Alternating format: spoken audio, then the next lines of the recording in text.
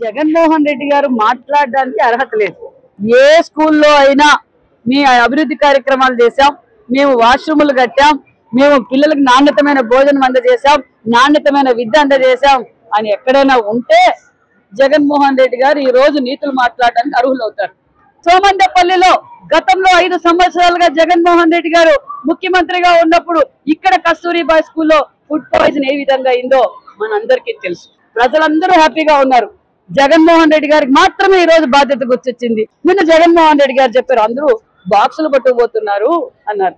రండి, జగన్మోహన్ రెడ్డి గారు ఏ స్కూల్లో ఏ విద్యార్థులు బాక్స్ పట్టుకుపోతున్నారో మీకు బాక్స్ పట్టుకుపోయే పరిస్థితి వచ్చింది. దగ్గరలో మీరు చేస్తున్న గతంలో మీరు చేసిన దోపిడీ వ్యవహారాలన్నీ ఒక్కొక్కటి బయటికి పడి మీరు ఎక్కడ భోంచేయాల్సి వస్తుందో గుర్తు తెచ్చుకోండి. మరి అమరావతికి 33,000 ఎకరాలు అన్నప్పుడు అమరావతి రాజధాని అన్నాడు. ముఖ్యమంత్రి అయిన తర్వాత జగన్మోహన్ రెడ్డి గారు ఏం చేశారు? 3 ముక్కలాటాడారు.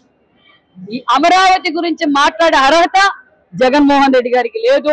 పెద్ద తప్పు ఉంటుందా? వెంకటేశ్వర స్వామి దగ్గరికి పోయి దోచుకోవడమే తప్పు. మరి దాంట్లో చిన్న తప్పు పెద్ద తప్పు మాకైతే తెలీదు. చట్టానికైతే చిన్న తప్పు పెద్ద తప్పు తెలీదు. చట్టం తన పని చేసుకుపోతుంది.